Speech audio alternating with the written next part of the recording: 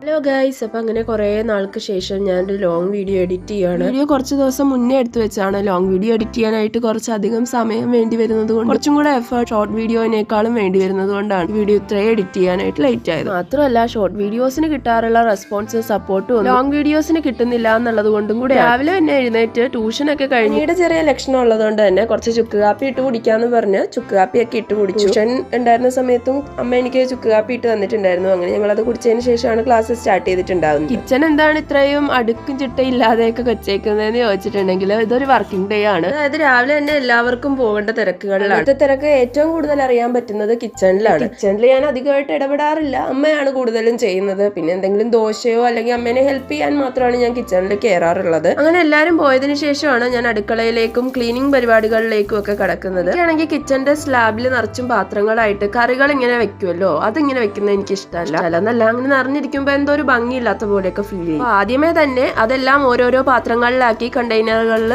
അടച്ചു വെക്കുവാണെങ്കിൽ കുറച്ചും കൂടെ എളുപ്പമുണ്ടാവും, കാണാനായിട്ട് ഒരു വൃത്തിയൊക്കെ തോന്നും. പിന്നെ സിങ്കിൽ ഓരോ പാത്രങ്ങൾ കഴുകിയെടുത്ത് മാറ്റുമ്പോൾ അടുത്തടുത്ത ആയിട്ട് ഇതിനകത്ത് നിറഞ്ഞുകൊണ്ടേ ഇരിക്കുവാണ്. എന്താന്ന് അറിഞ്ഞുകൂടാ, ഇന്ന് 3 തവണയായിട്ട് സിങ്ക് നിറഞ്ഞ് 3 സിങ്കിൽ വെക്കാവുന്ന അത്രയും പാത്രങ്ങൾ ഉണ്ടായിരുന്നു. അങ്ങനെ അതൊക്കെ കഴുകി കഴിഞ്ഞു. പണ്ടൊക്കെ എനിക്ക് ഒട്ടും ഇഷ്ടമല്ലാത്തൊരു പരിപാടിയായിരുന്നു ഈ ക്ലീനിങ് എന്ന് പറയുന്നത്. ഇപ്പൊ വന്ന് എനിക്ക് ക്ലീനിങ് ആണ് ഞാൻ ഏറ്റവും കൂടുതൽ എൻജോയ് ചെയ്ത് ചെയ്യുന്ന ഒരു ജോലിയാണെങ്കിൽ ബാക്ക്ഗ്രൗണ്ടിൽ മ്യൂസിക് ഇട്ടിട്ടാണ് ഞാൻ ഇങ്ങനെ ക്ലീനിങ് ഒക്കെ ചെയ്യുക. ആരും അറിയാതെ 2 ഗ്ലാസ്സുകൾ ഒരുമിച്ച് വെച്ചേക്കുവാണ്. അതാണെങ്കിൽ ഇപ്പൊ പെട്ടിരിക്കുവാണ്. ആ ഗ്ലാസ് പുറത്തെടുക്കാനായിട്ട് വേണ്ടി ഞാൻ കുറേ സമയം എടുത്തിട്ടുണ്ടായിരുന്നു.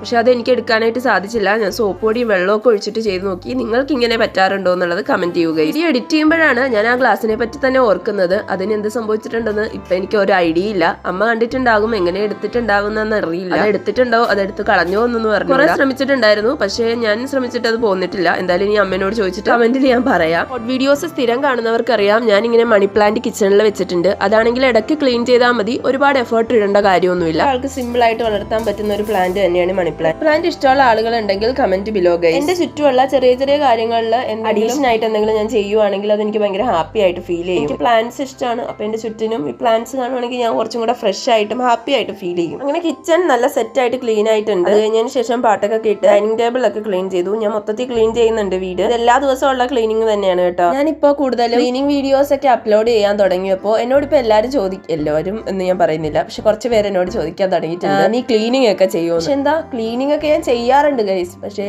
പറയുന്ന പോലെ തന്നെ ഹോസ്റ്റലിൽ നിന്നതുകൊണ്ട് ഞാൻ അങ്ങനെ വീട്ടിൽ വരുന്ന ദിവസങ്ങളിൽ അങ്ങനെ ക്ലീൻ ചെയ്യുന്നതിന്റെ വീഡിയോസ് ഒന്നും എടുത്തു വെക്കാറില്ല. മാക്സിമം മുതലാക്കാറാണ് പതിവ്. മുതലാക്കുക മീൻസ് ഞാൻ ഉദ്ദേശിച്ചത് വരുന്ന ദിവസങ്ങൾ വളരെ കുറവാണ്. വരുന്ന ദിവസങ്ങളിൽ കിടന്നുറങ്ങുക, അമ്മയുടെ നല്ല ഫുഡൊക്കെ കഴിക്കുക, എവിടെയെങ്കിലും പോവുക, ഇതൊക്കെ മാത്രമല്ല ഞാൻ വീഡിയോ ക്രിയേഷൻ സ്റ്റാർട്ട് ചെയ്തിട്ട് ഇപ്പോൾ 1 വർഷം. അതായത് ഞാൻ ഹോസ്റ്റലിൽ നിൽക്കുന്ന സമയത്താണ് ഈ യൂട്യൂബ് ചാനൽ സ്റ്റാർട്ട് ചെയ്തിട്ടുണ്ടായിരുന്നത്. അതുകൊണ്ട് തന്നെ ഹോസ്റ്റലിലെ വ്ളോഗ്സും കോളേജ് വ്ളോഗ്സും ട്രാവൽ വ്ളോഗ്സും ഒക്കെ ആയിരുന്നു ഞാൻ കൂടുതൽ എന്റെ ഈ ചാനലിൽ ഞാൻ അപ്ലോഡ് ചെയ്തിട്ടുണ്ടായിരുന്നത്. വേറൊരു കാര്യം പറയാനായിട്ട് മറന്നുപോയി, ഞാൻ ഫേസ്ബുക്കിൽ ഒരു പേജ് സ്റ്റാർട്ട് ചെയ്തിട്ടുണ്ട്, കാർത്തിക കാർത്തോസ് എന്നുള്ളത്. യൂട്യൂബിൽ നിങ്ങൾ തരുന്ന സപ്പോർട്ട് പോലെ തന്നെ ഫേസ്ബുക്കിലും എന്നെ സപ്പോർട്ട് ചെയ്യണേ. ഞാനാണെങ്കിൽ ഒരു ലോഡ് തുണികൾ ഉണ്ടായിരുന്നു. ഈ തുണികളൊന്നും തീരില്ല, നമ്മൾ എത്ര മടക്കി വെച്ചാലും വീണ്ടും വന്നോണ്ട് ഞാൻ ഈ തുണികളൊക്കെ മടക്കി വെച്ച് കഴിഞ്ഞ് ഫുഡൊക്കെ കഴിച്ച് വീണ്ടും ഒരു നാപ്പിന് ശേഷം നോക്കിയപ്പോൾ വീണ്ടും തുണികൾ. വീണ്ടും ഞാൻ ഡ്രസ്സൊക്കെ മടക്കി വെച്ചു. കുറച്ചേ ഉണ്ടായിരുന്നു. അതിനുശേഷം വൈകുന്നേരം വിളക്കൊക്കെ കത്തിച്ച് കുറച്ചു നേരം പ്രാർത്ഥിച്ചൊക്കെ കഴിഞ്ഞപ്പോൾ പിന്നെയും ട്യൂഷൻ ഉണ്ടായിരുന്നു, ഓൺലൈൻ ട്യൂഷൻ. ട്യൂഷനൊക്കെ കഴിഞ്ഞതിന് ശേഷം ഫിഷിന് കുറച്ച് ഫുഡ് കൊടുത്തു. ഫിഷിന് മാത്രം ഫുഡ് കൊടുത്താൽ പോരാ, രാത്രി നമുക്ക് കഴിക്കണ്ടേ. അങ്ങനെ കുറച്ച് ദോശയൊക്കെ ഉണ്ട്. അമ്മ പിന്നെ കഴിച്ചത് പനിയായതുകൊണ്ട് കഞ്ഞി കുടിക്കാന്ന് വിചാരിച്ച് കഞ്ഞിയാണ് കുടിച്ചിട്ടുണ്ടായിരുന്നത്.